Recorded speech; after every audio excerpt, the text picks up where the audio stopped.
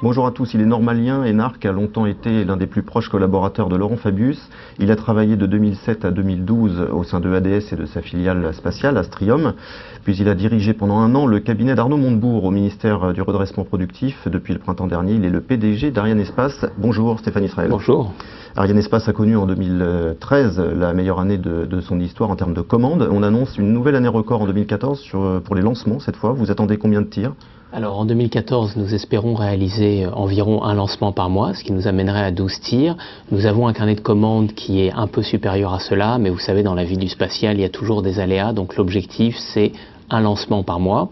Le premier aura lieu début février, ce qui veut dire qu'il va falloir, lors de l'un des mois qui viendra après, réaliser 2 lancements, mais cela doit être possible. Oui, parce que ça n'a pas très bien commencé. Il y a eu des retards, des tirs reportés. Pour quelles raisons ? On a eu un aléa qui est survenu fin décembre sur un équipement. Il a fallu changer cet équipement parce qu'évidemment notre objectif premier c'est le succès des lancements. Cela a reporté un tir qui a été prévu au 23 janvier à normalement le 6 février. Donc, et c'est quelque chose qui va être absorbé dès le 2e ou 3e lancement. Donc oui. De ce point de vue-là, les choses iront très bien. Je voudrais juste préciser une chose, c'est que quand on parle d'Ariane Espace, on pense évidemment à Ariane 5, mais ça n'est pas que ça, puisque désormais il faut compter avec les tirs de fusée Soyouz et les petites fusées Vega. Absolument. Donc c'est pour ça d'ailleurs que nous avons autant de lancements, parce que l'année prochaine nous espérons réaliser 6 Ariane 5, 4 Soyouz et 2 Vega. Depuis 2012, il y a au centre spatial guyanais 3 lanceurs pleinement opérationnels, et pour Ariane Espace c'est un formidable atout, car cela nous permet d'adresser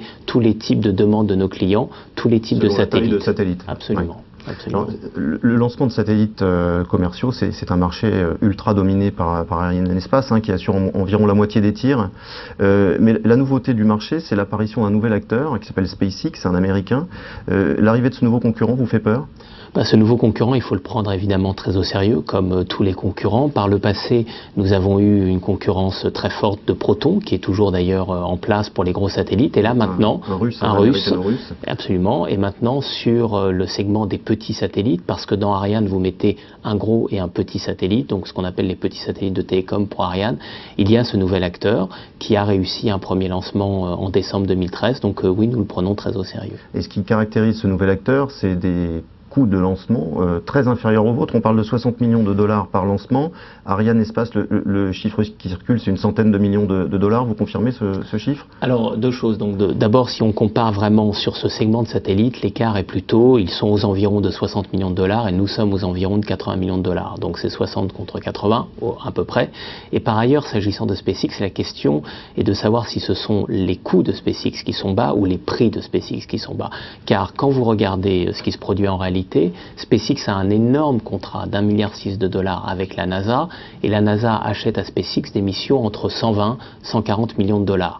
Donc pour faire simple, quand SpaceX vend à son client institutionnel, il vend 2 fois plus cher que quand il va sur le marché commercial. C'est d'une certaine façon des subventions cachées de la NASA, de l'armée américaine, et qui bénéficie à ce nouvel acteur. En tous les cas, c'est une forme de soutien à l'évidence en faveur de ce nouvel acteur. La deuxième chose, c'est qu'il y a un problème avec le change, puisqu'aujourd'hui l'euro est très fort par rapport au dollar. Or nous, nos coûts sont en euros, nos revenus sont en dollars. Et donc par rapport à SpaceX, un élément du différentiel de prix, c'est la question du taux de change euro contre dollar.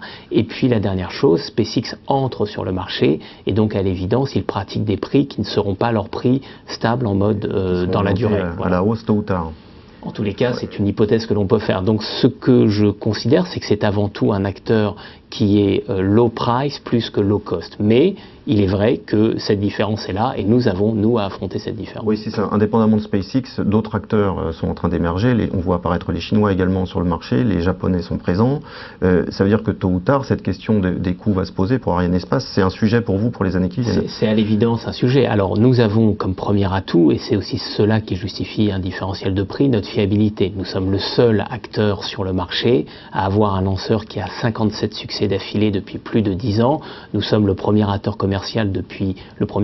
commercial depuis plus de 30 ans. Donc si vous voulez, cela fait partie de notre offre. Mais à l'évidence, la filière doit regarder l'ensemble de ses coûts et doit voir comment à une compétitivité qualité, elle arrive aussi à associer une compétitivité coût un peu plus forte. À terme, vous pouvez compter également sur Ariane 6. 6, le futur modèle, qui sera opérationnel au début de la prochaine décennie. L'objectif, là aussi, c'est d'avoir des coûts de lancement moins importants que ceux d'aujourd'hui. Alors l'objectif d'Ariane 6, c'est effectivement d'avoir un lanceur lancé à 70 millions d'euros, donc environ 90-95 millions de dollars. Donc c'est un objectif effectivement de réduction des coûts. Mais Ariane 6, c'est pour la prochaine décennie.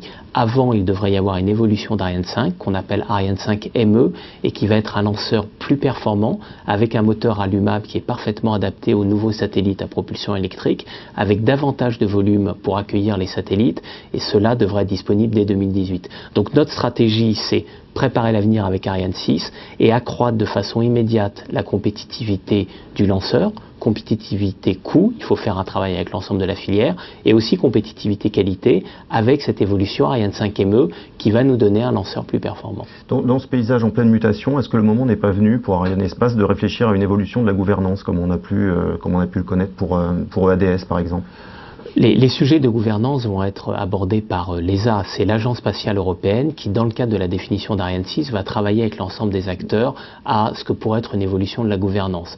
En tous les cas et à l'évidence, tout ce qui ira vers un espace plus entrepreneurial sera à mon avis une bonne nouvelle. Parce qu'aujourd'hui, Arianespace s'apparente plus à une administration ou un ministère qu'à une entreprise Non, Arianespace est une vraie entreprise. Arianespace a un capital public et privé. Le CNES est son actionnaire minoritaire à hauteur environ de 35%, mais c'est une société privée dont le reste des actionnaires est fait de l'industrie, et donc Arianespace est réellement une entreprise et qui a toujours été sur un marché très compétitif. Mais l'ensemble de la filière pourrait être davantage, sans doute, dans une logique entrepreneuriale, avec peut-être davantage de responsabilités, de risques assumés par les industriels et leur opérateur Arianespace. Et à titre personnel, vous le souhaitez, vous ferez en sorte que ça évolue dans ce sens? Je souhaite que la gouvernance évolue vers un espace plus entrepreneurial. C'est aussi la leçon que l'on peut retirer de SpaceX. Si l'on veut en tirer les leçons, il faut en tirer toutes les leçons. Et cette leçon d'un espace plus entrepreneurial me paraît une bonne leçon. Merci beaucoup Stéphane Israël. À bientôt. Merci beaucoup.